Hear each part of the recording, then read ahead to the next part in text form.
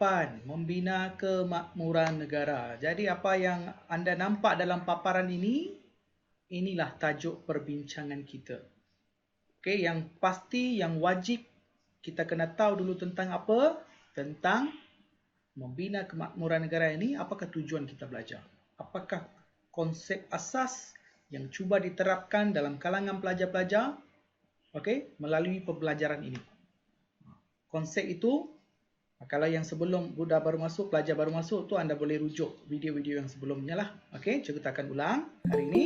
Tak apa. Okey. Jadi hari ini cikgu akan terus kepada apa? Terus kepada perbincangan kita hari ini, iaitu 8.4, iaitu pelaksanaan dasar pembangunan nasional. Okey, sebelum kita masuk 8.4 pelaksanaan DPN, saya imbas kembali. Okey, saya imbas kembali apa yang kita belajar. Okey? Apa yang kita belajar. Dalam bab 8 kita belajar konsep. Yang kedua, kita belajar pembentukan dasar ekonomi baru. Jadi mengapa adanya dasar ekonomi baru ni? Kenapa ada plan ekonomi oleh kerajaan? Kenapa? Tujuannya satu saja, dia nak mewujudkan perpaduan. Di samping membasmi kemiskinan, dia nak wujudkan perpaduan, dia nak stabilkan perpaduan. Bagi tujuan tersebut, kerajaan buat ataupun dia memberi tumpuan kepada dua bidang, iaitu bidang sosial dan juga bidang ekonomi. Bidang sosial tu kita dah belajar bagaimana menggunakan elemen perpaduan, integrasi nasional melalui pendidikan, okey, saluran pendidikan, bahasa. Kerajaan berjaya cuba menyatupadukan rakyat melalui pendidikan ataupun bahasa. Benda itu kita dah tengok dalam bab 7. Itu sosial. Jadi satu perkara dia dah selesai buat. Jadi satu lagi bidang tertinggal, iaitu ekonomi. Dia kena basmi kemiskinan, dia kena susun semula masyarakat. Mengapa? Supaya masyarakat ini mendapat kekayaan hasil negara ini dapat sama rata kepada semua masyarakat. Kenapa? Adakah setelah berbuat demikian boleh menyatupadukan masyarakat? Ya. Bagaimana? Apabila semua happy, okey, tak adalah perasaan dengki ke, iri hati ke, akan hilang. Maka integrasi kaum akan wujud, okey, perpaduan akan berlaku, perpaduan membawa kepada kestabilan negara, okey, sosial, kestabilan sosial itu akan membantu ekonomi dan juga politik sesebuah negara. Apabila semuanya stabil, itu akan memudahkan kerajaan atau pemimpin supaya mereka dapat laksanakan segala pembaharuan dan pembangunan kepada negara kita. Itulah tujuannya mereka memberi tumpuan kepada dua bidang utama, iaitu sosial dan juga ekonomi. Sosial kita dah belajar, jadi dalam bab 8 kita belajar tentang ekonomi. Bagaimana? Apakah rancangan yang dibuat oleh kerajaan untuk membangunkan ekonomi masyarakat? Yang pertama, mereka rancang buat satu plan yang dipanggil sebagai dasar ekonomi baru. Itu yang kita lihat dalam bincang dalam 8.1. Okey? Lepas tu kita tengok bagaimana perancangan itu diaplikasikan, dijalankan. Okey? Yang ketiga, kita tengok lagi. Bukan dia buat satu perancangan saja. Perancangan yang kedua, iaitu pembentukan dasar pembangunan nasional. Kenapa ada dua? Sebab dasar ekonomi baru yang dilancarkan selama 20 tahun ini memang mendatangkan hasil yang baik, tetapi belum memuaskan, belum komplit, ada yang tertinggal. Jadi untuk memastikan matlamat yang ditetapkan dalam dasar ekonomi baru itu dicapai, maka satu lagi perancangan dibuat oleh kerajaan untuk memantapkan lagi dasar ekonomi baru, yang itu ialah pembentukan dasar pembangunan nasional. Jadi pembentukan dasar pembangunan nasional ini merupakan sambungan daripada dasar ekonomi baru. Matlamat dia sama saja, membasmi kemiskinan dan menyusun semula masyarakat. Okey? Okey. Jadi hari ini, apa yang kita nak tengok? Bagaimana dasar pembangunan ini dilaksanakan? Melalui program apa? Apa yang dia buat dalam pelaksanaan dasar pembangunan negara ini? Dalam dasar ekonomi baru ni kita dah tengok 8 langkah, 8 usaha yang diambil oleh kerajaan bagi memastikan ekonomi dan sumber pendapatan rakyat meningkat. Okey, itu 8, ada 8. Jadi dalam dasar pembangunan negara, apakah yang dilakukan oleh kerajaan? Itulah fokus kita, fokus perbincangan kita hari ini. Okey, boleh kita sambung? Boleh faham? Intro tu boleh faham tak? Boleh faham, ya, Ya, boleh boleh sambung. faham Okey, setiap apa yang kita belajar dia ada hubung kait. Dia ada kaitan. Dia ada kaitan sambungan, rentetan. Okey, hari ini kita nak belajar pelaksanaan dasar pembangunan negara. Dia ada satu dasar, plan untuk apa? Membangunkan negara. Dia nak memajukan negara. Jadi kemajuan sesebuah negara, pembangunan sesebuah negara bukan hanya terletak pada ekonomi semata-mata. Dia sebenarnya terletak kepada sebenarnya dia mempunyai banyak aspek. Politik, ekonomi, sosial. Tiga-tiga ini penting. Teknologi pun penting juga dalam pembangunan sesebuah negara.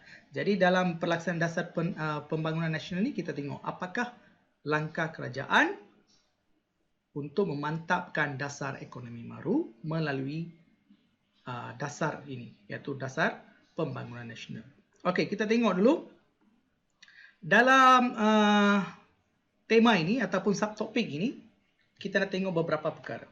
Yang pertama, kita akan tengok pengenalan.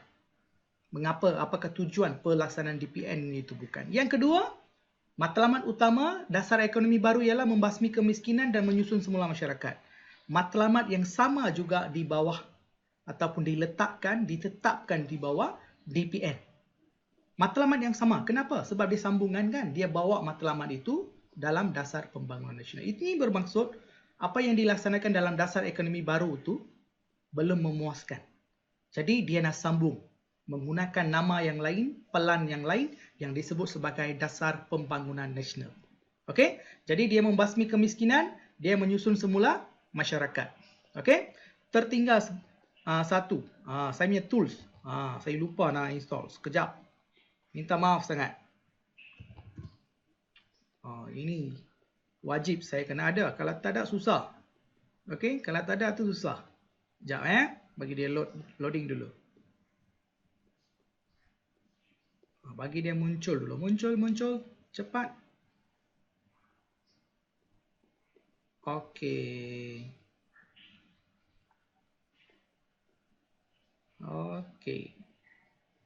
Okey, yang ni boleh nampak? Nak besarkan lagi? Boleh nampak kan?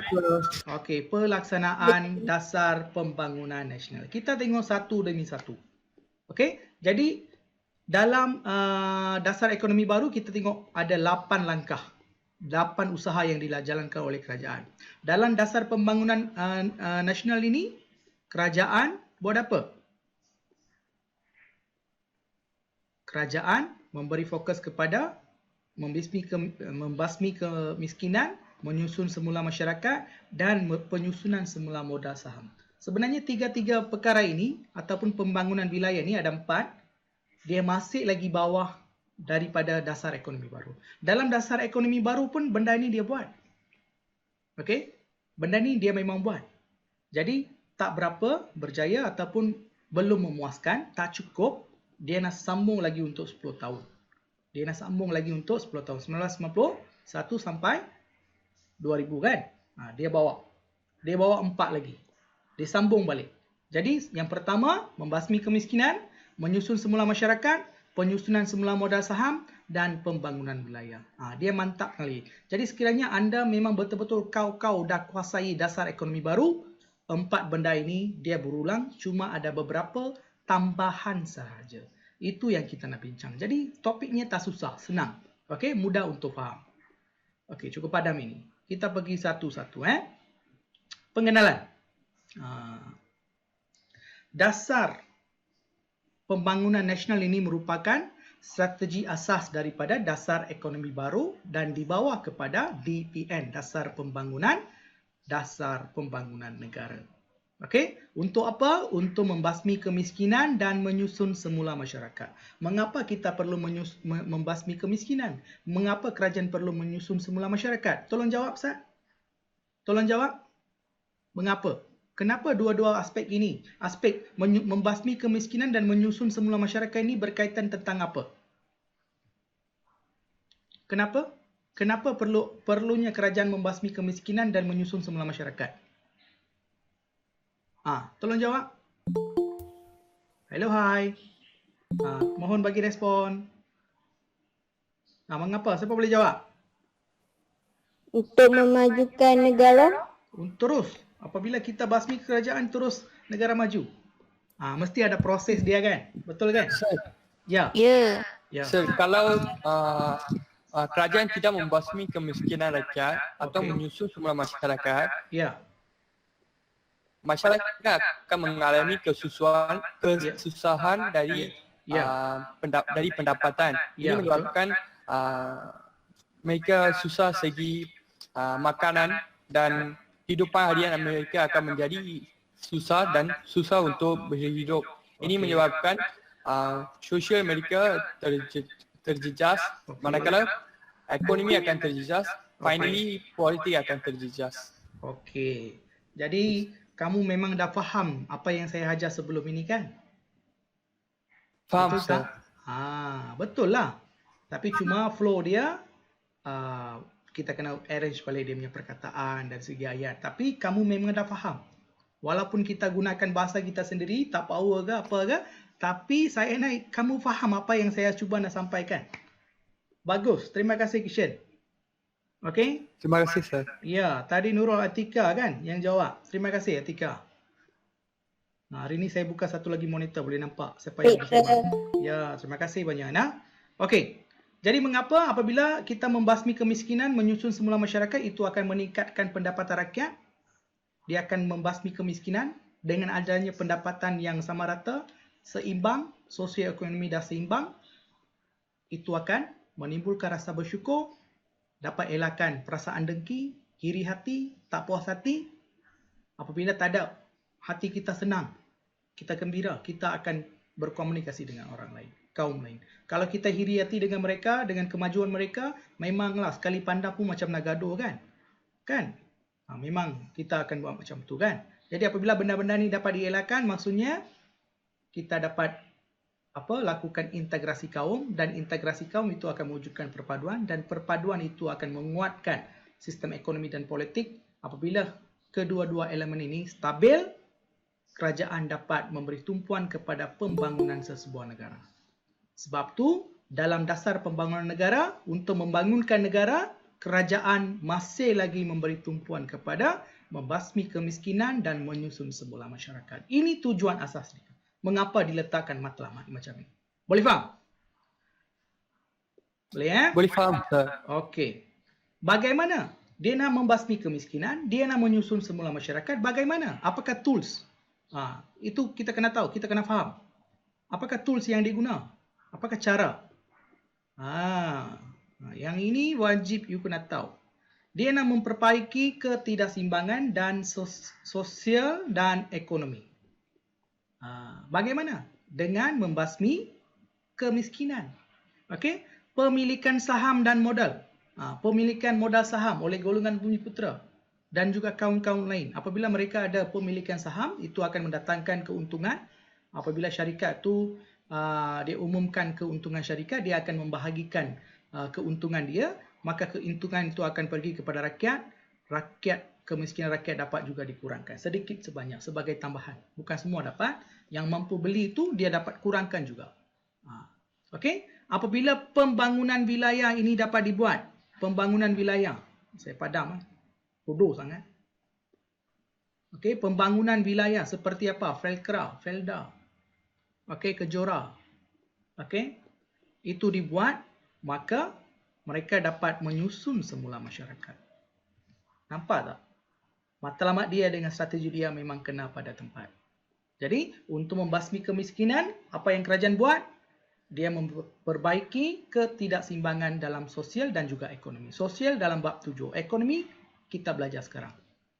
Selain itu, dia menambah pemilikan modal saham dalam kalangan kaum Bumiputera dan juga bukan Bumiputera dengan menubuhkan PNB, Permodalan Nasional Berhad. Dia tubuhkan itu bahawa dia adalah untuk semua kaum ada. Kita boleh beli saham. Okey? Dengan minima pun kita boleh belilah. Okey? Jadi ini tujuan asas dan cara matlamat bagaimana kita nak mencapai kerajaan. Bagaimana kerajaan nak mencapai matlamat itu. Okey? Saya rasa ini jelas. Saya pergi kepada yang seterusnya. Okey, saya tutup ini. Kita tengok. Tadi dia kata apa? Dia nak basmi kemiskinan. Betul tak? Bagaimana dia membasmi kemiskinan? Mesti ada benda yang dia buat. Kita tengok satu-satu. Kita tengok satu-satu. Bagaimana dia membasmi kemiskinan? Dia menghapuskan kemiskinan Tegar Bumiputera. Jadi walaupun dasar pembangunan ini untuk semua kaum, tetapi tumpuan lebih diberikan kepada kaum Bumiputera. Kenapa? Walaupun dasar ekonomi baru yang sebelum ini diwujudkan dan dimantapkan, ada banyak program, tetapi belum lagi memuaskan. Masih lagi ada masyarakat Bumiputera, masih lagi dalam garis kemiskinan tegar. Jadi apa yang kerajaan buat? Kerajaan buat satu rancangan baru, iaitu dasar pembangunan negara. Dia nak hapuskan balik. Dia cuba nak elakkan, dia nak cuba nak kurangkan kemiskinan dalam kalangan Bumiputera. Jadi ingat, dasar pembangunan negara, dia lebih fokus kepada orang Bumiputera. Kaum lain pun ada, tapi fokusnya kepada kaum Bumiputera. Kenapa? Dia nak imbangi. Dasar ekonomi baru belum lagi tak sempat. 20 tahun tu tak cukup. Jadi dia tambah lagi 10 tahun. Bagaimana? Bagaimana dia ingin hapuskan kemiskinan tegar dalam kalangan orang Bumiputera? Ini wajib kita kena tahu. Bagaimana? Memberikan subsidi, memberikan sokongan kepada golongan penanaman padi dan juga nelayan. Mengapa?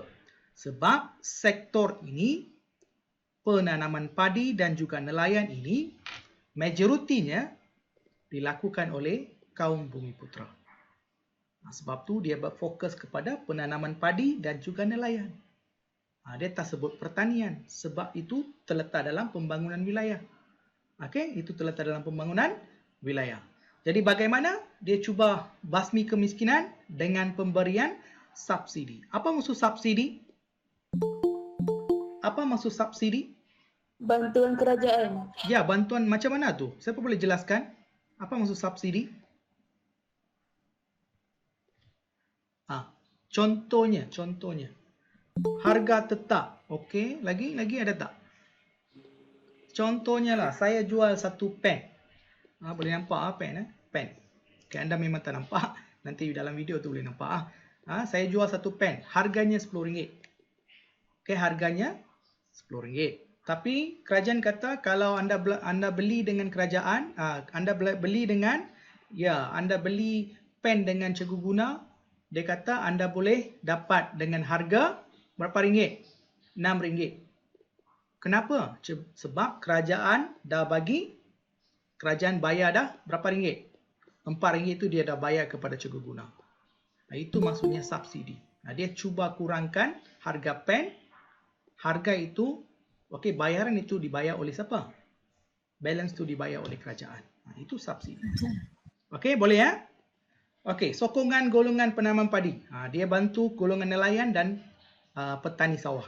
Petani. Mengapa? Majoriti kaum Bumiputera yang terlibat. Sebab tu saya kata dasar pembangunan negara dia lebih fokus kepada orang Bumiputera. Mengapa? Belum berjaya. Visinya nak hapuskan kemiskinan mengikut dasar ekonomi baru ni belum berjaya ataupun belum memuaskan. Sebab tu sambungan itu dilakukan dalam dasar pembangunan negara. Kita dah tengok apa itu dasar pembangunan. Matlamat utama ada dua, membasmi kemiskinan dan juga menyusun semula masyarakat. Bagaimana dengan menghapuskan kemiskinan tegar Bumiputera? Kita dah tengok Jadi kerajaan memberi tumpuan bagaimana untuk mempertingkatkan produktiviti. Yang ini saya nak kamu beri tumpuan. Inilah perbezaan yang ketara kita dapat lihat antara dua perkara. Iaitu antara dasar ekonomi baru dan juga dasar pembangunan nasional. Kalau dasar ekonomi baru, fokusnya bukan untuk tingkatkan produktiviti. Dia nak cuba wujudkan produktiviti.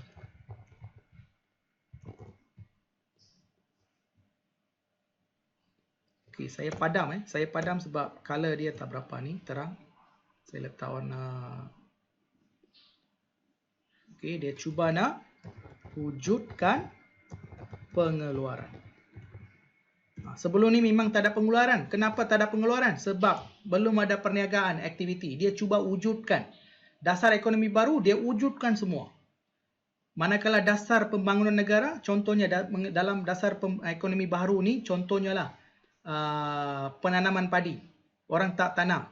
Dia kata apa? Saya buka kawasan baru, you buat, saya bagi bantuan, you cuba usahakan. Dia mulakan dulu. Dia minta orang mulakan perniagaan. Okey? Dalam dasar pembangunan, apa yang dia buat, orang dah mula dah sebelum ni. Tapi hasilnya tak cukup. Tak banyak. Apa yang dibuat oleh kerajaan, dia bantu lagi orang Bumiputera untuk tingkatkan. Tingkatkan hasil pengeluaran.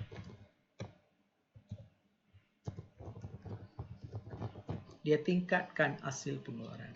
Jadi, ini perbezaan ketara lah. Kalau dasar ekonomi baru, semua peluang-peluang perniagaan, perdagangan, pembukaan kawasan baru. Okey? Kerajaan bantu masyarakat wujudkan. Buat barulah. Belum wujud, dia cuba wujudkan. Tetapi dasar pembangunan negara ni, dia lebih fokus bukan untuk wujudkan. Dia untuk mempertingkatkan hasil yang mereka buat. Dekat mana?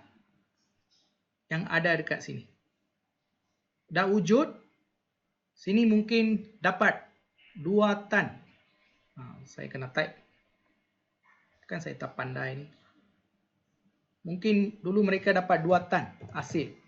Tapi sekarang mengikut dasar pembangunan negara, dia cuba tingkatkan hasil pengeluaran kepada 5 tan. Bagaimana? Dengan membawa perubahan dalam apa? Aktiviti yang mereka dah jalankan di sini. Contohnya, dulu tak pakai teknologi, dasar pembangunan negara pakai teknologi. Dulu ramai, sedikit orang, sekarang jumlah pekerjanya masih lagi orang yang sama, tetapi kerja itu dilakukan oleh jentera. Jadi hasilnya cepat, prosesnya cepat, hasil pun banyak. Biji benih itu pun dulu dekat sini tak kualiti, maka hasilnya kurang. Sekarang melalui DPN, buat banyak penyelidikan, MARDI dan sebagainya. Mereka buat R&D, Research and Development. Mereka dapat benih padi yang bermutu tinggi, yang boleh mengeluarkan hasil 4 kali setahun. Maka hasilnya banyak. Maka hasilnya banyak, apa yang berlaku? Jualannya banyak. Apabila jualan banyak, keuntungan banyak. Apabila keuntungan banyak, pendapatan meningkat. Apabila pendapatan meningkat, kemiskinan tegak dapat dikurangkan. Dapat dibasmi. Jelas tak apa beza DEB dengan DPN? Jelas? Jelas, cikgu. Jelas Kalau anda diam macam ni, saya dalam bilik saya macam seram. Takut saya seorang saja. Jadi cikgu tanya, mohon respon. Boleh ya? Okey, boleh faham tak konsep ni? Setakat ni boleh faham? Boleh, sir. Boleh. Cara saya memang saya pergi satu demi satu supaya kamu dapat kuasai, faham. Boleh, sir. Okey ya? Kenapa saya tak nak you hafal? Saya nak you faham. Saya nak you faham. Kalau you dah faham, you tak akan hafal. Itu akan memudahkan kerja. Jadi apa yang anda akan nanti, apa yang anda akan hafal nanti, ini sajalah yang kamu akan hafal. Siapa ni? Siapa ni? Rishi. Apa sudah jadi? Main darah saja, cikgu. Tak boleh tutup. Tak apa. Okey ya, boleh faham Pengenalan kita dah tengok, cara membasmi kemiskinan kita dah tengok. Bagaimana dengan membasmi kemiskinan? Ulang balik. Okey. Golongan belia belum lagi sorry. Tumpuan tu kita dah tengok dan dia memberi tumpuan kepada apa? Bagaimana? Memberi tumpuan kepada golongan belia. Okey, dia memberi tumpuan kepada golongan belia. Okey. Golongan belianya dalam kalangan siapa? Daripada kalangan Bumiputera. Majoritinya daripada Bumiputera. Itu tujuan DPN Okey, Bumiputera. Dari segi apa? Dari segi latihan. Siapa yang buat? Melalui agensi kerajaan. Contohnya, melalui pusat latihan kemahiran Giat Mara. Institut Latihan Perindustrian ILP. Sekarang ILP ini semua kaum ada. Semua kaum ada. Sebab tu tadi saya kata DPN ni memang untuk semua kaum. Semua kaum terlibat. Modal saham pun semua kaum terlibat. Cuma fokusnya lebih diberikan kepada kaum Bumiputera. Kenapa tak sampai kepada targetnya dalam dasar ekonomi baru belum capai kejayaan? Sebab majoritinya kaum Bumiputera. Jadi minoriti ni memang capai lah. Orangnya sikit memang capai cepat. Bumiputera ramai. Jadi terpaksa berusaha lebih lama dan lagi banyak. Itu sebab dia.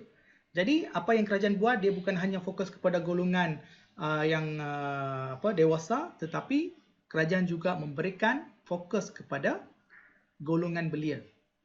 Kenapa? Sebab mereka inilah pelapis akan datang.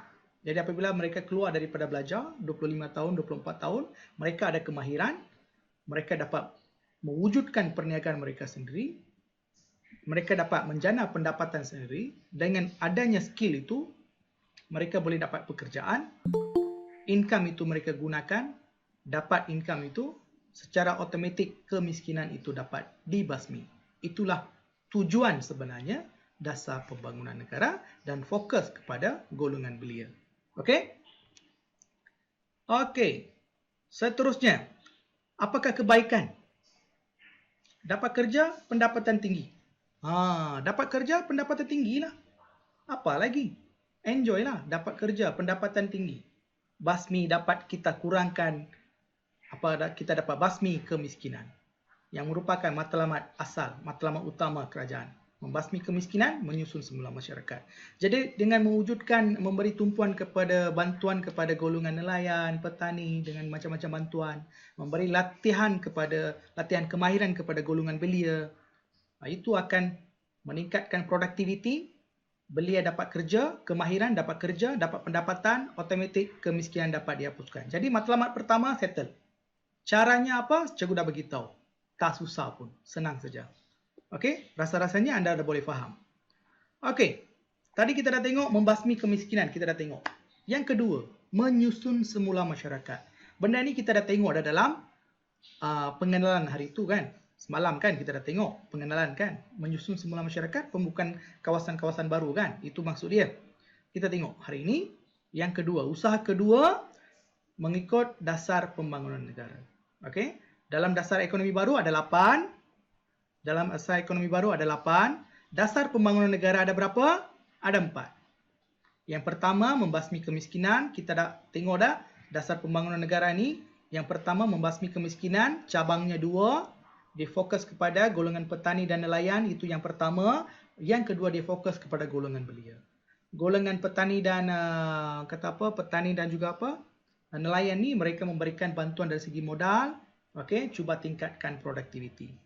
Yang kedua ialah memberi latihan kemahiran kepada remaja supaya mereka dapat skill. Dengan adanya skill, mereka mampu mewujudkan perniagaan mereka sendiri ataupun boleh membantu mendapatkan pekerjaan. Dua-dua ini berlaku, pendapatan mereka dapat, dengan automatik taraf hidup meningkat, kemiskinan dapat dikurangkan. Itu kita dah tengok. Sekarang yang kedua, iaitu penyusunan semula masyarakat. Bagaimana? Itu yang kita nak tengok. Okey? Jadi apabila kerajaan menyusun semula masyarakat, apa yang berlaku? Dia membentuk apa? Dia membentuk masyarakat perdagangan perindustrian Bumiputera. Okey, mengikut perkara 153. PP itu Perlembagaan Persekutuan. Okey, jadi melalui pelbagai latihan,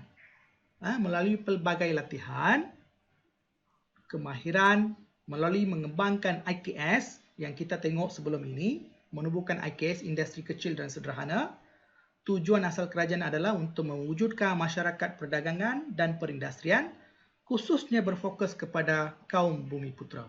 Kenapa kerajaan harus memberi fokus? Sebab benda ini memang dah termaktub dalam perkara 153 Perlembagaan Persekutuan. Jadi kita jalankan negara ini berlandaskan apa yang termaktub dalam Perlembagaan Persekutuan. Sama juga, dalam bidang ekonomi kita memang ikut undang-undang. Kerajaan ikut undang-undang. Dalam Perlembagaan Persekutuan memang dah bagi tahu, okey, bagi kaum Bumiputera, kerajaan kena bagi bantuan macam ni. Peluang kena bagi dekat golongan Bumiputera. Dah bagi tahu dah. Benda tu dah termaktub dalam termaktub dalam Perlembagaan Persekutuan. Jadi tak ada orang yang boleh persoalkan benda itu. Jadi itulah yang kerajaan lakukan. Okey? Jadi kerajaan ini bermaksud kerajaan tidak bias. Kenapa tidak bias? Dia berlaku adil berlandaskan lunas undang-undang negara iaitu Perlembagaan Persekutuan. Jadi apa yang dia nak? Okey, apakah yang terkandung dalam Perlembagaan Persekutuan ini? Mewajibkan dia nak perlembagaan nak penyertaan kaum Bumiputera dalam sektor moden dan perkhidmatan. Sebelum ini, okey, penyertaan kaum Bumiputera dalam sektor moden, perkhidmatan, pembuatan terlalu kurang. Sebab itulah wujud kemiskinan. Sebab mereka tak ada kerja. Tak ada kerja, tak ada pendapatan. Tak ada pendapatan, taraf hidup tak meningkat. Taraf hidup tak meningkat, setiap hari lama-lama akan jadi miskin. Itulah masalahnya. Jadi mereka melihat balik, semak balik perlembagaan. Memang dalam perlembagaan memang ada macam ni. Jadi mereka memberi tumpuan kepada kaum Bumiputera mengikut lunas undang-undang, mengikut perkara 153 Perlembagaan Persekutuan. Jadi itu akan meningkatkan tenaga kerja kaum Bumiputera dalam pelbagai bidang ekonomi. Okey? Okey, ini membentuk. Okey? Latihan. Apakah jenis latihan yang diberikan? Yang ini saya memang ikut buku teks. Apakah latihan? Okey? Ini tak payah hafal. Tak payah hafal. Bagi faham. Bagi faham cukup. Okey? Awak kena faham. Tak payah hafal. Jangan hafal. Bukan tak payah hafal. Jangan hafal. Bagi faham. Dalam bidang pengurusan harta, etika perniagaan, pemberian kontrak, kuota. Apa maksud kuota? Saya rasa anda memang dah biasa dengan perkataan kuota. Digi hantar, Maxis hantar, Celcom hantar, U-Mobile hantar. Apa maksud kuota dah habis? Tolong beritahu Ustaz. Had. Ya. Contohnya, kaum Bumiputera 20 orang. Orang Cina 15 orang. Okey, orang India 10 orang. Jadi kuota yang had yang ditetapkan mengikut kaum. Berapa banyak? Jadi kuota ini dalam bidang apa? Dalam bidang pekerjaan. Okey, dia memberi latihan. Okey, memberi lesen kepada pemilikan milik Bumiputera, syarikat usaha sama ataupun bekerjasama dengan kaum bukan Bumiputera ataupun dengan syarikat Bumiputera. Okey, usaha sama dan okey ini saya dah beritahu. Dan mereka ini didedahkan dengan teknologi baharu. Okey, ini antara bantuan-bantuan dan latihan yang diberikan oleh kerajaan kepada masyarakat. Dia susun semula. Dulunya masyarakat miskin, tegar, tak ada peluang. Dia ambil. Okey, dia finding the people. Dia ambil, dia susun balik. Maksudnya dia rearrange balik masyarakat punya pemikiran, cara hidup. Itu maksudnya menyusun semula masyarakat dan memberikan kemudahan-kemudahan modal lah, kredit dan sebagainya. Kalau kita tengok benda ini, kalau you memang dah general knowledge tu okey, benda ni tak payah hafal lah. You hantam pun boleh dapat. Cuma bagi faham. Okey? Itu yang saya nasihatkan lah. Okey? Apa lagi? Apa lagi? Okey? Teknologi baru, modal, maklumat pasaran, pasaran antarabangsa. Ini mencerminkan komposisi pelbagai kaum dalam negara. Jadi apabila benda-benda macam ni, kemudahan-kemudahan ini diberikan kepada kaum Bumiputera di samping membantu kaum bukan Bumiputera, sebab mereka apabila kerajaan dah memberi bantuan macam ni, mereka juga bekerjasama dengan kaum bukan Bumiputera, syarikat bukan Bumiputera untuk mengembangkan perniagaan mereka. Jadi apabila benda ini berlaku, peningkatan berlaku, produktiviti meningkat, hasilnya meningkat, produktiviti meningkat, jualan meningkat. Kenapa jualan meningkat? Sebab ada maklumat pasaran. Bagaimana untuk memasarkan. Dan kerajaan cuba dapatkan pasaran antarabangsa untuk produk IKS ataupun produk Bumiputera. Maka perniagaan itu akan berkembang. Apabila perniagaan berkembang, keuntungan meningkat, kita dapat meningkatkan taraf hidup dan juga membasmi kemiskinan. Jadi matlamat memang akan capai. Okey? Matlamat itu akan memang capai. Boleh faham tak ni? Boleh faham? Nampak macam banyak tapi bagi faham. Ya, boleh faham. Boleh faham. Boleh faham. Boleh. Boleh faham, Saya sir. nak kamu faham. You nak tulis dalam bahasa kamu sendiri goreng ke apa ke tak apa. Okey, yang penting you faham konten dia, konsep dia. Nanti boleh jawab. Okey, seterusnya kita tengok penyusunan semula saham. Okey, penyusunan semula saham. Dan saham ini kita memang dah tengok dah dekat mana? Dasar ekonomi baru ada tak benda saham? tentang saham ni ada tak? Ada ke tak ada? Ada sir. Ada kan? Jadi dia bawa lagi benda itu. Dia masih lagi tak cukup. Bagi kerajaan masih lagi belum lagi berjaya. Belum memuaskan. Jadi dia bawa balik idea yang sama. Dia mantapkan lagi dengan penyusunan semula modal saham dalam kalangan masyarakat dan bukan dalam masyarakat Bumiputera dan bukan Bumiputera. Kita tengok benda ni ya. Okey. Okey, saham kaum Bumiputera dipertingkatkan. Dia meningkatkan. Dia nak berapa? Capai 30% pemilikan saham Bumiputera dalam syarikat-syarikat yang besar. Okey, syarikat-syarikat yang besar. Kita tengok 30% bagaimana? Dia nak mencapai 30% pemilikan saham dalam penguasaan, pengurusan sektor moden melalui program penswastaan dan projek kepada Bumiputera. Okey, ini antara usaha yang dilakukan oleh kerajaan untuk meningkatkan pendapatan dan taraf hidup masyarakat Bumiputera. Sekiranya kita meneliti satu persatu usaha-usaha yang diketengahkan dalam dasar pembangunan nasional, dia lebih bertumpu kepada golongan Bumiputera. Bagaimana kerajaan berusaha memberikan siapa ni? Line poor tak boleh nampak. Tak apa, berusaha lagi. Okey, dia cuba mantapkan pendapatan dan meningkatkan taraf hidup Bumiputera. Okey, seterusnya. Okey, agensi. Kerajaan ini melalui dasar ini juga mereka menubuhkan pelbagai agensi. MARA, PERNAS dan PIKEN.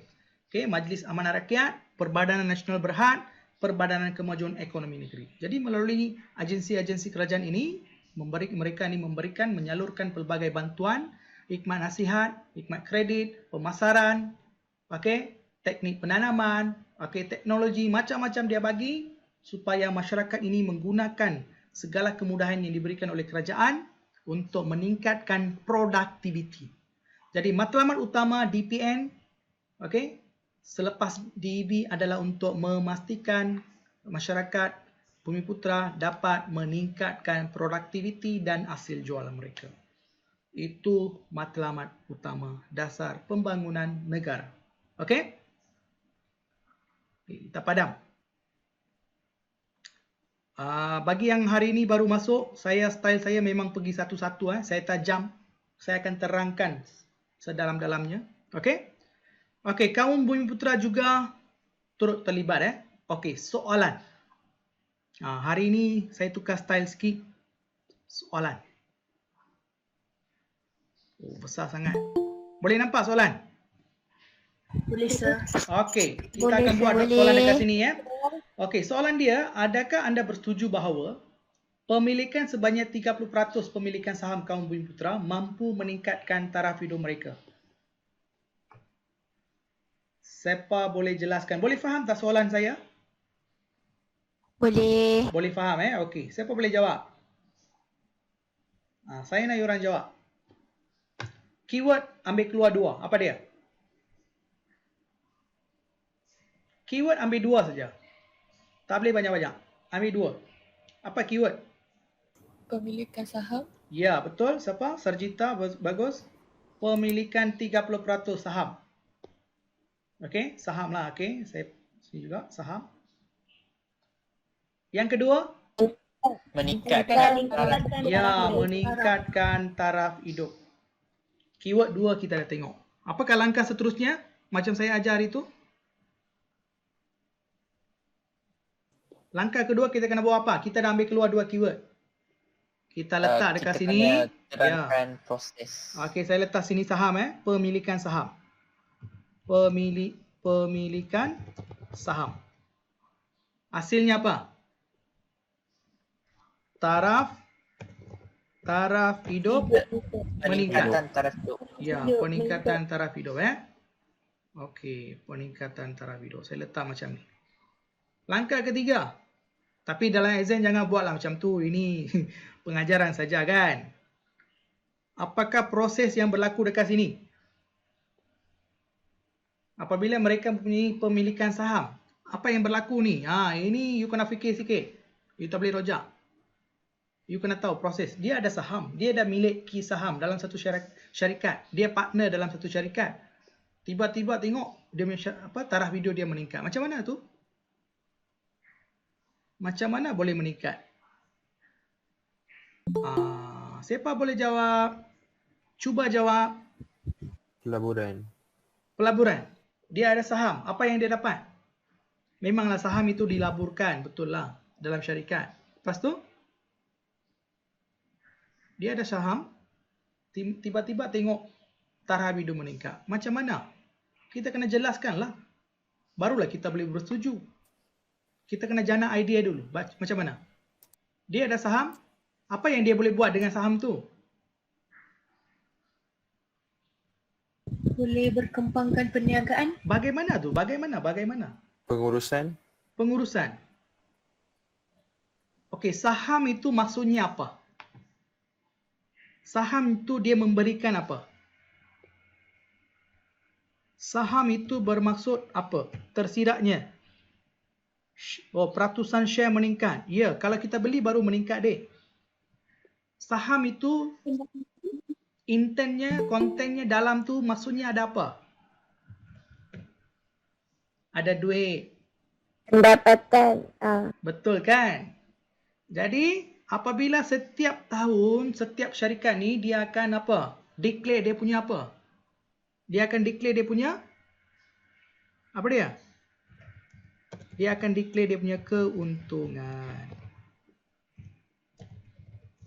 Keuntungan syarikat. Setiap syarikat agregasi yang ada di negara kita ni dia akan declare keuntungan dia. Lepas tu dia beritahu, okey orang yang pegang, okey berapa banyak you saham? Okey satu saham tu saya bagi RM5 contohnya lah. Kalau you beli 10 saham, you akan dapatlah RM50. Modal asal itu masih lagi dekat sana. Jadi you dapat untung berapa? Setahun, RM50. Itu dalam nilai yang kecil. Tapi mengikut dasar ekonomi baru, pemilikan modal saham ni satu keluarga, kerajaan memberikan peruntukan RM200,000. Kalau dia beli saham RM200,000, berapa banyak dia boleh dapat? Betul tak? Kerajaan walaupun kita tak mampu nak beli saham, tapi kerajaan bagi pinjaman kepada kita. Contohnya kaum Bumiputera lah, khususnya dia bagi pinjaman dia bagi kepada kaum Bumiputera. Kaum Bumiputera tu boleh gunakan RM200,000, dia labur balik atau beli balik saham dalam sebuah syarikat. Jadi dia dah memang katakan dia dah beli RM200,000 saham. Jadi syarikat itu memang untung tahun ini 200%. Dan kamu labur RM200,000 dalam syarikat itu, ikut percentage dia, mungkin kalau kamu dapat 10%, berapakah 10% daripada nilai RM200,000? Tolong beritahu. 200k, 10% berapa? 200,000, 20,000 kan? Betul tak? Tolong jawab. Betul kan? Betul kan? Betul. Jadi, tanpa dia buat kerja, dia labur, kerajaan bagi pinjaman, dia ambil pinjaman itu, dia labur dalam syarikat, ujung tahun, tiba-tiba dia dapat berapa ribu? 20k. Dengan adanya 20,000 itu, dia boleh mulakan perniagaan. Dia boleh mulakan perniagaan baru, boleh tak? Dan melalui perniagaan itu, dia boleh menjana pendapatan. Dengan adanya pendapatan, dia boleh meningkatkan apa dia? Taraf hidup. Taraf hidup dia. Boleh faham tak sekarang bagaimana pemilikan saham ni akan membantu meningkatkan taraf hidup mereka? Itu baru 200,000. Tak silap saya, seorang itu boleh buat 3 kali kot pinjaman. Ada tak sesiapa yang tahu lebih lanjut? Saya tak berapa pasti Jadi saya tak takut nak beritahu. Okey? Okey, jadi keuntungan syarikat, jadi keuntungan itu keuntungan syarikat, okey, diagihkan, okey, rakyat dapat keuntungan. Keuntungan itu dapat digunakan untuk memulakan perniagaan. Okey, perniagaan itu akan meningkatkan pendapatan. Betul tak? Okey, dan pendapatan itu akan meningkatkan taraf hidup rakyat, masyarakat Bumiputera. Ini cara bagaimana kita berfikir. Lepas you dah jana idea macam ini, ada berapa key point tu? Pemilikan saham, keuntungan syarikat. 1, 2, 3, 4, 5, 6. Dah ada 6 point dah. Contoh you nak bagi apa? Bagilah ASB. Betul tak? Betul tak? Contohnya kerajaan menawarkan melalui Perbadanan Nasional Berhad menawarkan pinjaman sebanyak berapa ribu kepada kaum Bumiputera dengan adanya dengan adanya pinjaman itu mereka dapat melabur, membeli saham dalam syarikat-syarikat yang menguntungkan, dan keuntungan syarikat apabila dideklarkan, mereka keuntungan itu diagihkan kepada masyarakat Bumiputera. Keuntungan yang mereka dapat itu boleh dapat dijadikan sebagai modal untuk memulakan perniagaan. Dengan adanya perniagaan yang boleh mendatangkan keuntungan, mereka boleh meningkatkan taraf hidup mereka. Lepas inilah barulah kita tulis dalam bentuk esei. Kita kena pandai menjana idea. Susah kan nak jana idea macam ni? Susah kan? Kalau you dah belajar, praktis buat benda ni dalam sebulan macam ni, lepas tu otak kamu, pattern ini dah lekat dalam otak kamu, lepas tu tak payahlah buat tulis-tulis draft tu, tak payah. Automatic you punya otak itu akan bekerja. Okey, saya rasa benda ni you dah faham. Jadi saya pergi kepada seterusnya. Boleh? Sebab ada yang dah tanya dah, pukul berapa nak habis kan? Jadi saya laju sikit. Okey? Oh, sorry. Okey. Jadi modal saham tu dah habis. Okey, cikgu minimize soalan dia. Modal saham tu dah habis. Sekarang apa yang kita nak tengok ialah pembangunan wilayah. Last one. Last one ada 2 soalan. Okey, last one ada 2 soalan. Sekarang dia nak bangunkan wilayah. Macam mana? Okey. Yang ni ada banyak sikit. Tak apa. Pembangunan wilayah. Tadi dia kata apa? Dia nak basmi kemiskinan. Macam-macam dia buat. Apa dia buat? Dia tingkatkan produktiviti masyarakat petani. Okey? Petani dan juga nelayan. Dan memberi fokus kepada golongan belia dengan memberikan kemahiran. Sekolah vocational. Okey? Sekolah teknik. Get Mara dan sebagainya. Itulah contoh. Dengan adanya kemahiran, dia boleh mulakan kerja. Dia boleh wujudkan peluang pekerjaan sendiri. Dia boleh buka kedai. Welding ke apa ke. Dia boleh buat. Okey, workshop ke apa ke, kereta ke, kedai motor ke apa, dia boleh buat, dia boleh buka, dia boleh jana pendapatan. Dengan adanya kemahiran, dia boleh dapat kerja. Dengan adanya dua-dua ni, dia dapat pendapatan, dia boleh tingkatkan taraf hidup, kemiskinan akan dapat dibasmi. Yang kedua adalah, kalau ada soalan, you boleh buka mic ya. Nazrul, ada soalan? Nazrul kan? Kalau ada soalan, boleh buka mic, tak ada masalah. Okey, pembangunan wilayah sekarang. Lepas tu, lepas membasmi kemiskinan, kita penyusunan semula modal saham tu kita dah tengok bagaimana modal saham itu bekerja untuk meningkatkan taraf hidup mereka, membasmi kemiskinan. Sekarang fokus kita pembangunan wilayah. Bagaimana apabila sesuatu wilayah itu dibangunkan, macam mana? Kita nak tengok. Oh, tak apa, no problem, Nazrul. Bagaimana? Kenapa adanya perlunya pembangunan wilayah? Dia nak tingkatkan integrasi ekonomi yang saling melengkapi antara satu sama lain. Contohnya, pantai barat, pantai timur. Pantai barat dan pantai timur. Tak balance kan? Dia cuba nak integrasikan dua-dua. Bagaimana? Dengan mewujudkan syarikat-syarikat di sebelah pantai timur, syarikat itu akan bekerjasama dengan syarikat di sebelah pantai barat, maka integrasi itu akan berlaku. Pekerja itu mungkin melibatkan daripada pelbagai latar masyarakat. Itu akan meningkatkan integrasi kaum. Okey? Dan memperbaiki ketidakseimbangan wilayah. Okey? Memudahkan pencapaian kesamaratan pendapatan. Contohnya, MARDI ditingkatkan. Fungsi MARDI ni dia buat apa? Research and Development. Okey? Research and Development berkaitan dengan bakar dan sebagainya lah. Okey? Itu tujuan dia. Tadi sebab tu saya kata tujuan DPN untuk meningkatkan produktiviti. Jadi apa fungsi MARDI? MARDI you kena tahu lah. MARDI ni dia buat research banyak. berkaitan dengan benih, baja dan sebagainya, cara penanaman, semua dia buat. Okey, semua dia buat.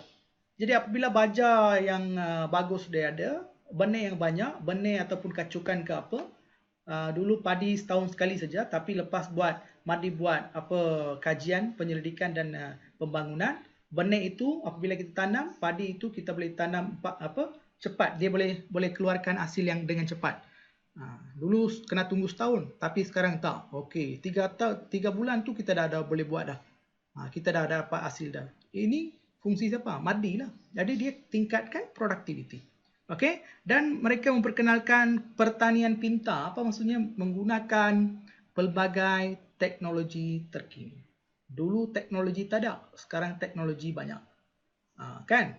Kalau kita tengok dekat sekarang, kita pergi dekat Old Town White Coffee, sudah beberapa outlet di negara kita tak ada pekerja. Cuma ada 2-3 orang saja. Makanan dibawa oleh robot. Itu menjimatkan masa, menjimatkan kos, tingkatkan produktiviti. Dulu orang masak, sekarang mesin yang masak. Kan? Dulu kita kena buat satu-satu menggunakan tangan, tapi sekarang semua mesin buat.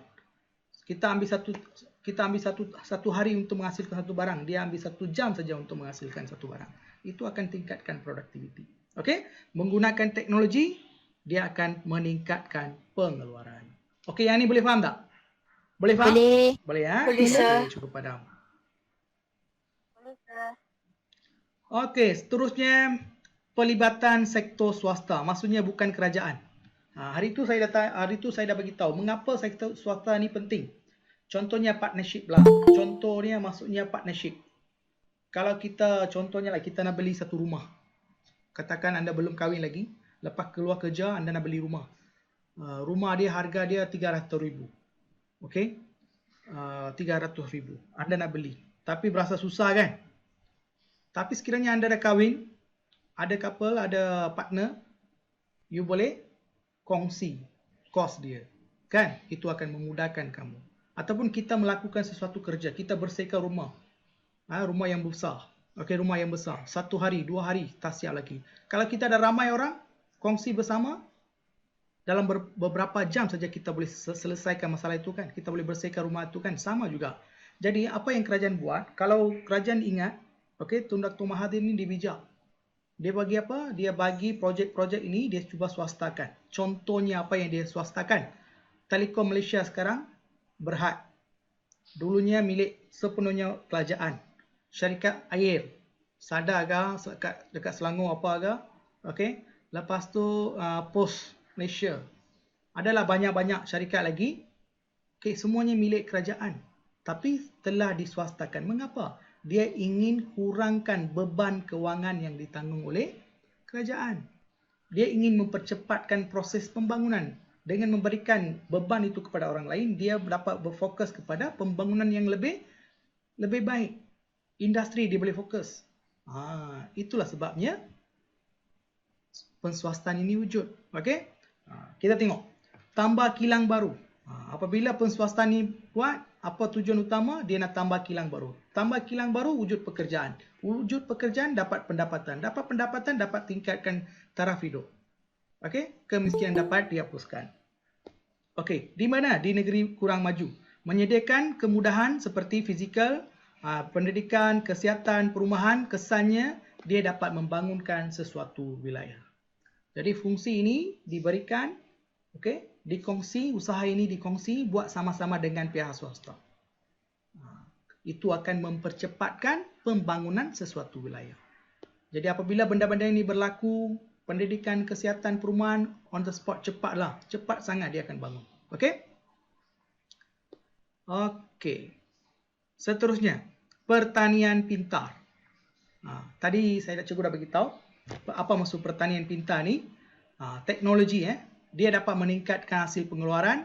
Sawah padi dapat diusahakan 4 kali setahun. Dia dapat meningkatkan hasil padi negara.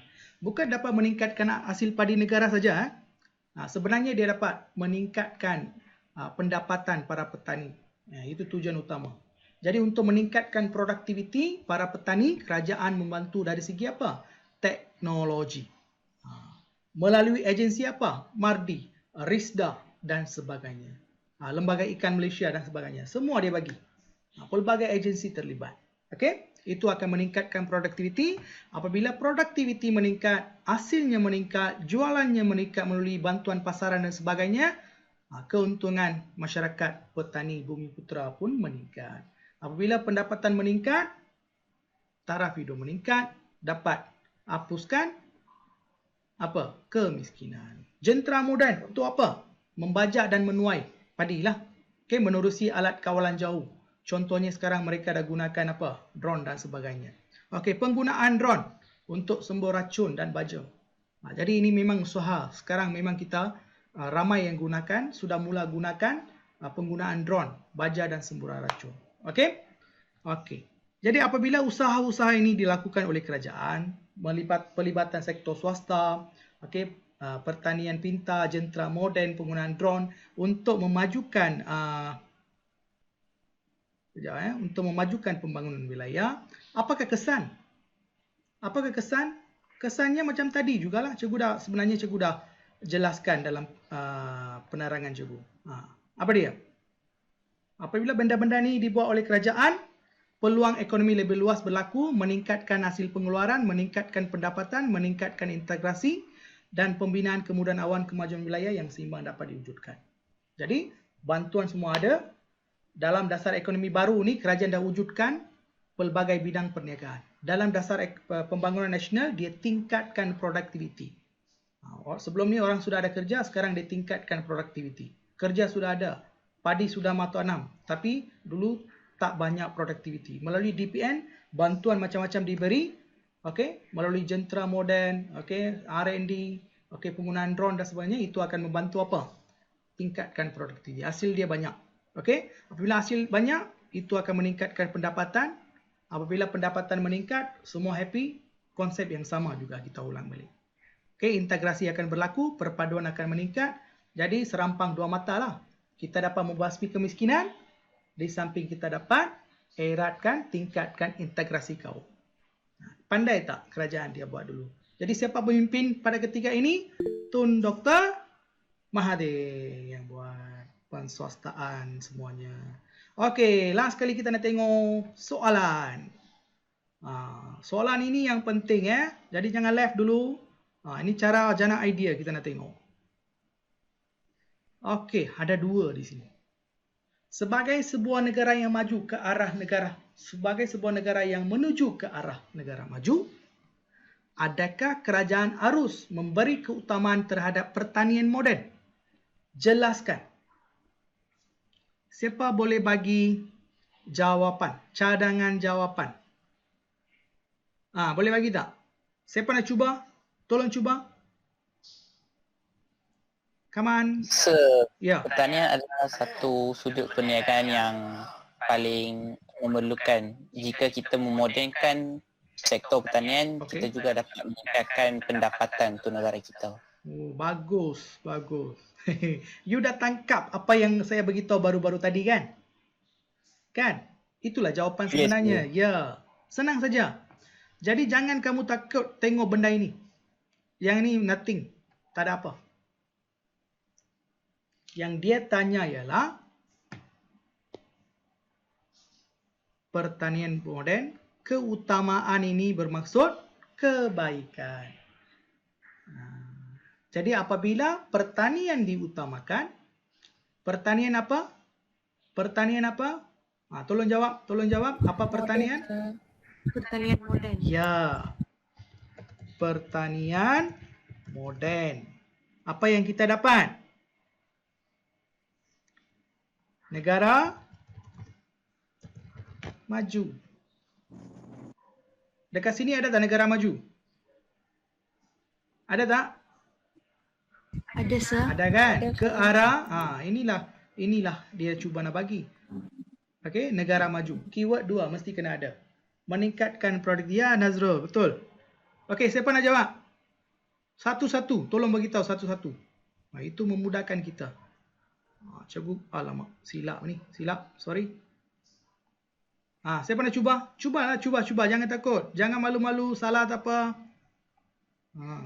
Kan semalam cikgu beritahu semalam saya orang macam mana? Kosong ni orang. Okey? Kena berubah. Hijrah bermaksud kita kena berubah dari segi mental dan juga fizikal. Okey. Okey, tolong beritahu. Kalau menggunakan konsep pertanian pintar, Okey. Ya, teruskan Dek. Teruskan. Kita gunakan pertanian moden. Pertanian moden ni menggunakan apa? Pelbagai teknologi moden. Betul tak, Adik? betul. Ya, pelbagai teknologi moden ni akan memberikan apa? Mempercepatkan Kerja proses pertanian. pertanian. Okey? Lagi dia buat apa lagi?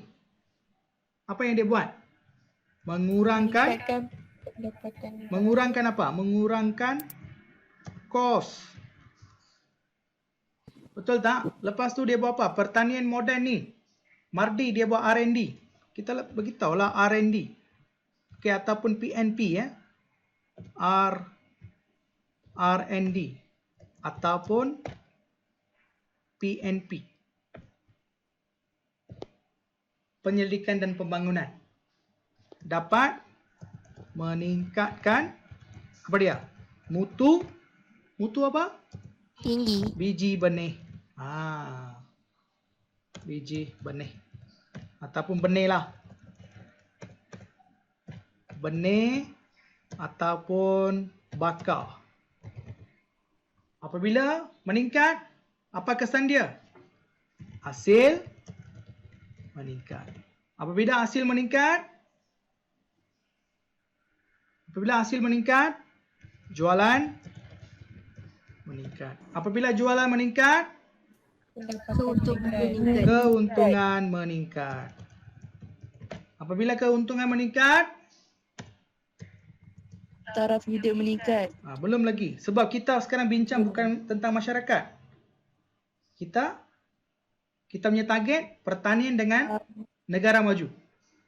Keuntungan meningkat, lepas tu keuntungan meningkat. Apabila keuntungan meningkat, macam mana? Ekonomi meningkat juga lah. Ekonomi meningkat. Sebenarnya ada lagi ya. Keuntungan meningkat, mereka jual, ekonomi kita meningkat. Kenapa? Sebab petani ada juga, kalau kita dapat keuntungan yang banyak, kita terpaksa bayar cukai kepada kerajaan. Betul tak? Melalui aktiviti pertanian ini akan wujud pelbagai lagi sub ekonomi. Contohnya padi ke, ataupun contohnya lah pelam kan, buah pelam. Okey, buah pelam. Mereka keluarkan buah pelam macam-macam. Dengan adanya buah pelam yang banyak, industri IKS akan wujud banyak. Ada yang kilang yang buat jus. Ada yang buat kek. Ataupun durian. Sekarang kan macam-macam dia buat kan, betul tak? Adanya durian dia boleh buat kek. Dia buat apa lagi? Banyak macam lah produk makanan. Betul tak? Itu akan meningkatkan sektor ekonomi di negara kita. Apabila sektor ekonomi meningkat, akan memberi keuntungan kepada negara. Negara dapat keuntungan yang banyak. Dana itu kerajaan akan gunakan untuk meningkatkan dan memodenkan negara kita. Jadi negara kita akan maju. Ini proses dia. Boleh? Boleh tak? Jadi mungkin you tanyalah, cikgu, dekat sini kita tak perlu bagi contoh kah? Kena bagilah contoh tu. Ini saya hanya beritahu cara kita menjana idea. Pelbagai teknologi moden kita letaklah dekat sini. Apa dia? Traktor. Untuk apa? Membajak tanah. Okey? Lepas tu apa lagi? Drone, penggunaan drone. Kita bagilah contoh-contoh yang kita belajar sebelum ini. Boleh? Jelas tak?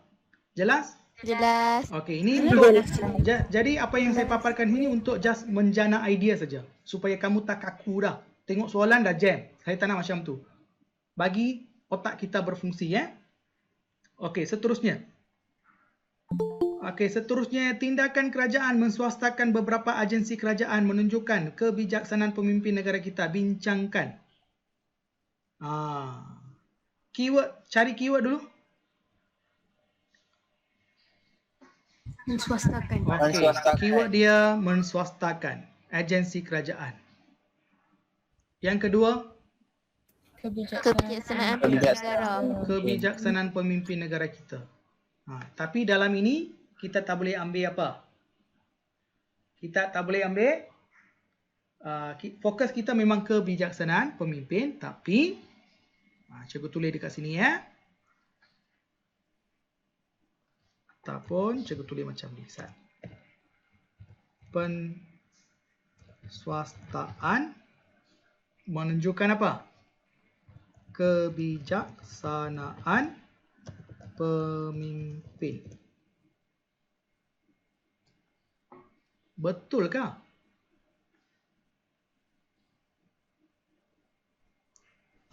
Jadi sebenarnya dia tanya apa? Dalam soalan ini, dia berbeza sikit. Kenapa? Apabila you sampai dekat sini, you kena ulas balik. Sampai sini ada isi kan? Sini semua ada isi kan? You jelas. Lepas ni, last kali you kena beritahu, hal ini membuktikan bahawa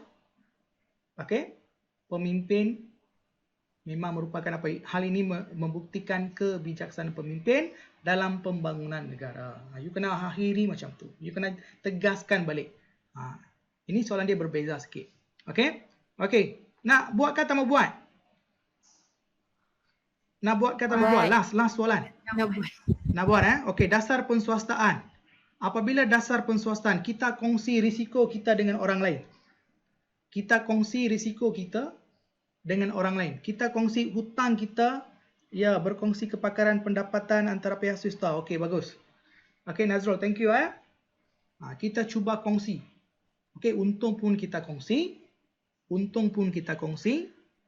Okey, risiko pun kita kongsi, beban pun kita kongsi. Apa yang berlaku?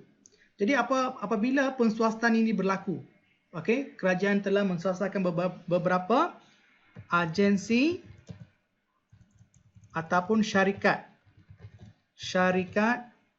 milik kerajaan. You kenal lah, bagi contoh. Contohnya apa? Tadi cikgu bagi tahu kan? Apa contoh dia? Telekom Malaysia. Telekom Malaysia lagi. Sada. Sada. Okey, contohnya syarikat air. Sada. Yang paling penting, apa dia? Lembaga air, ya betul. Ataupun saya tulis syarikat air lah, senang faham Syarikat air. Lagi apa? TNB, very good. Nazrul, bagus. TNB dan sebagainya lah. Okey. Ini syarikat-syarikat utama kan. Dia dah bagi apa? Penswastaan. Dia menswastakan. Apabila diberi penswastaan, kita dapat apa? Kerajaan dapat okey, meminda beban. Dapat meminda apa? Dapat meminda beban kewangan. Itu yang pertama. Okey, dia dapat memfokuskan kepada pembangunan perindustrian. Okey, kos yang dapat dijimatkan ini, kos yang dapat kita jimatkan ini boleh digunakan untuk pembangunan negara. Okey? Lepas tu syarikat telekom air ni semua, mereka ni terlibat benda ni kan? Betul tak? Mereka akan bagi apa? Itu akan mempercepatkan pembangunan negara. Itu akan mempercepatkan pembangunan negara. Okey, mereka terlibat, mereka kena bayar cukai kan? Okey? Okey, dapat apa? Dapat cukai daripada syarikat yang diswastakan. Okey? Jadi ini akan meningkatkan pendapatan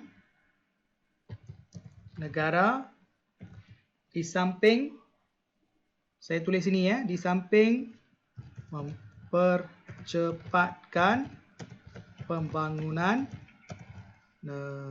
negara. Hal ini membuktikan bahawa tindakan kerajaan menswastakan beberapa agensi kerajaan ataupun syarikat kerajaan merupakan satu tindakan menunjukkan kebijaksanaan pemimpin negara kita. Last kali you kena habis macam ni Hal ini membuktikan kepada kita bahawa tindakan kerajaan menswastakan beberapa agensi atau syarikat kerajaan menunjukkan kebijaksanaan pemimpin negara kita. Jadi apabila you mulakan you punya ayat semasa tulis esei, tindakan kerajaan menswastakan beberapa agensi kerajaan menunjukkan kebijaksanaan pemimpin, wajarlah, itu wajar. Wajar dilakukan. Kamu memang terima. Jadi you kena habiskan macam ni. Hal ini membuktikan bahawa kebijaksanaan pemimpin negara kita. Pendapatan negara kita dapat mempercepatkan pembangunan negara. Ataupun menuju ke arah sebuah negara yang maju. Boleh faham? Boleh faham tak? Boleh. Boleh Boleh. Okey.